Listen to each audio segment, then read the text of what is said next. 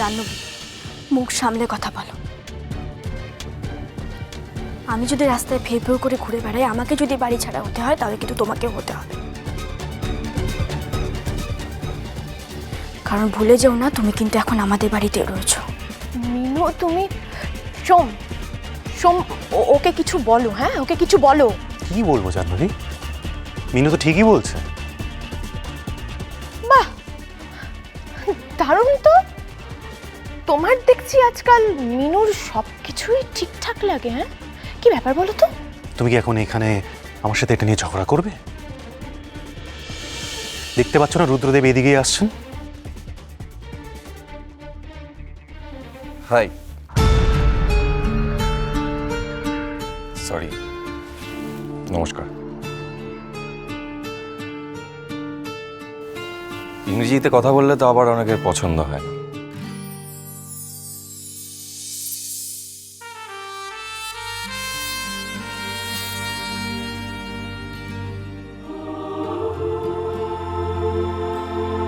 কঞ্চি? হ্যাঁ, কঞ্চি।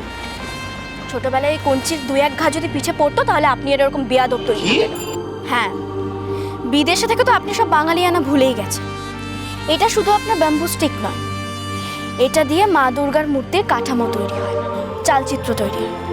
অবশ্যই এসব আপনি বুঝবেনই বা কি করে? আপনি তো বিলেত ফেরত, তাই না? না না, আমি বিদেশ গিয়ে কিচ্ছু ভুলিনি, বিশ্বাস করুন, আমার সব মনে আছে। আপনি কিচ্ছু জানেন না। আপনি শুধু বিদেশ থেকে এসে ইংরেজিতে কথা বলতে জানেন। না মানে, আই এম সরি। আসলে ও বুঝতে পারেনি যে আপনি রুদ্রদেব। না, ওর আবার সবাইকে না শাসন করার অভ্যেস আছে। হ্যাঁ, ঠিক করেছে, একদম ঠিক করেছে। ঠিক এইভাবেই শাসন করা উচিত। তবেই তো যারা ভাবে যে এই দেশে আর কিছু হবে না, বারবার বিদেশ পালিয়ে যায়, তাদের চেতনা ফিরবে। ও, তার মানে আপনি আমার উপরে রাগ করেননি? একদম না।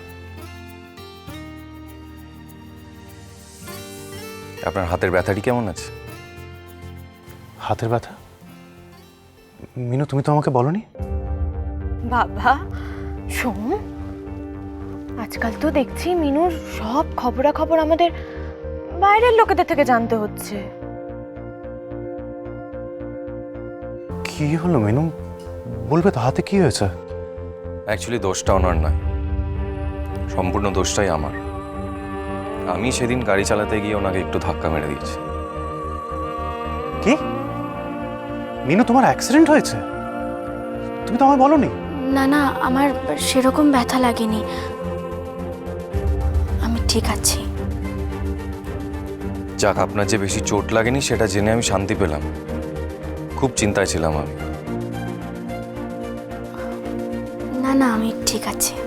ভেরি গুড, মানে বাংলায় খুব ভালো। তা আপনি এখানে কি করছেন? ও ও প্রতিযোগী সোমনাথ পালের হাতে হাতে কাজ করবে।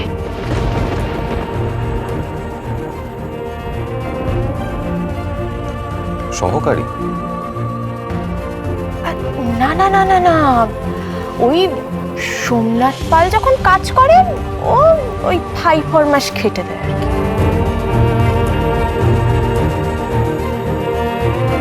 সে কি, উনি তো নিজেই এত ভালো মূর্তি বানান, তাহলে নিজে স্বাধীনভাবে কাজ না করে অন্যের সহকারীর কাজ করছেন?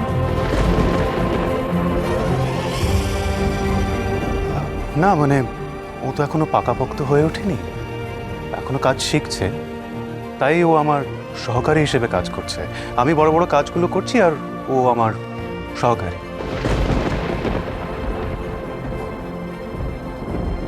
আপনি? আমি সোমনাথ পাল, ওনার হাজব্যান্ড। আচ্ছা, নাইস মিটিং ইউ। আর আপনার নামটা কি? আমার নাম মৃন্ময় পাল। আচ্ছা, মৃন্ময় দেবী, আগের দিন যে আপনি বললেন যে যে মূর্তিগুলো ভেঙে গেছে, নাকি আপনি বানিয়েছেন? না মানে আমি ছোট ছোট মূর্তি বানাই, সেভাবে বড় মূর্তি বানাই না। বানাবে কি? ও তো চক্ষুদানি করতে পারে না।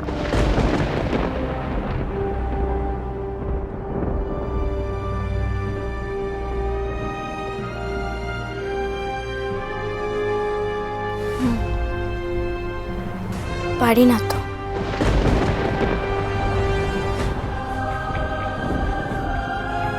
এবার আমাদের সামনে মৃৎশিল্প নিয়ে বক্তব্য রাখবেন মিস্টার রুদ্রদেব।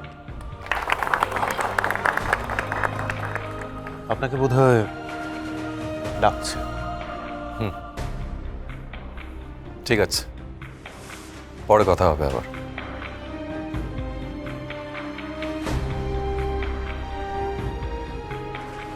বাবা, মিনু, না ওই রুদ্রদেবের সাথে তোমার কবে থেকে আলাপ বলো তো?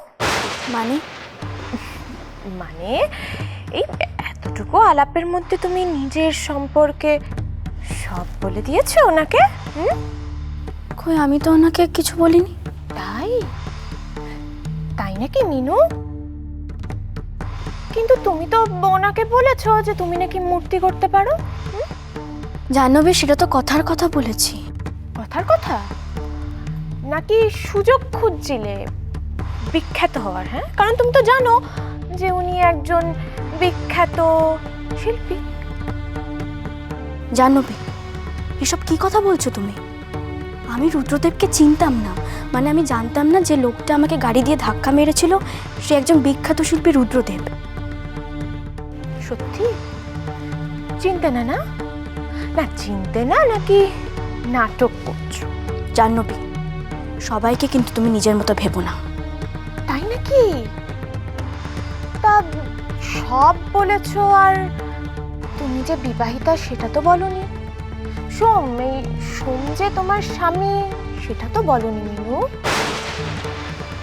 দেখেছো সোম, মিনু কিন্তু তোমার স্ত্রী এটা বলতে লজ্জা পায়, তোমার পরিচয় দিতে লজ্জা পায় সোম।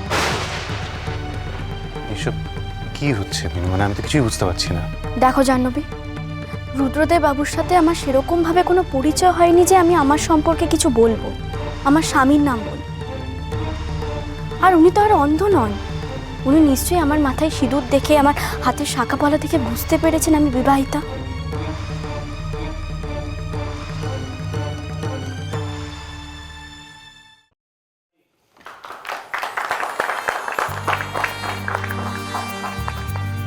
নমস্কার, আমি রুদ্রদেব। ছোটবেলা থেকেই শিল্প, ছবি আঁকা, স্কাল্পচার, বিশেষ করে মৃৎশিল্প নিয়ে আমার একটা অদ্ভুত প্যাশন রয়েছে। আর সেই প্যাশন আজকে আমার প্রফেশন এবং পরিচিতি।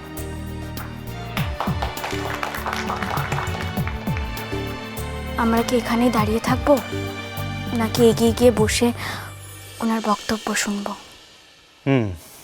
চলো চলো।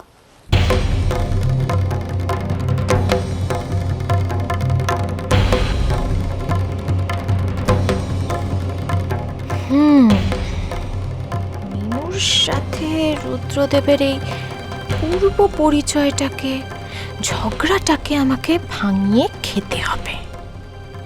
কিছু না কিছু এমন একটা প্ল্যান করব যাতে স্বচ্ছ ব্যাপারও অস্বচ্ছ মনে হয়, পবিত্র বিষয়কেও অপবিত্র করে তুলতে হবে তো।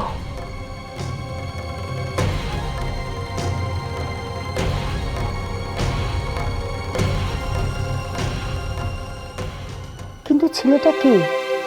মুখটা খুব চেনা চেনা।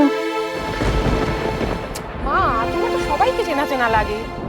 তবুও ছেলেটার কথাবার্তার মধ্যে, মুখের মধ্যে কেমন একটা আন্তরিকতা রয়েছে। বিলেত ফেরত একবারের জন্য মনে হচ্ছে না, মনে হচ্ছে যেন আমাদেরই ঘরের ছেলে। বাজলো তো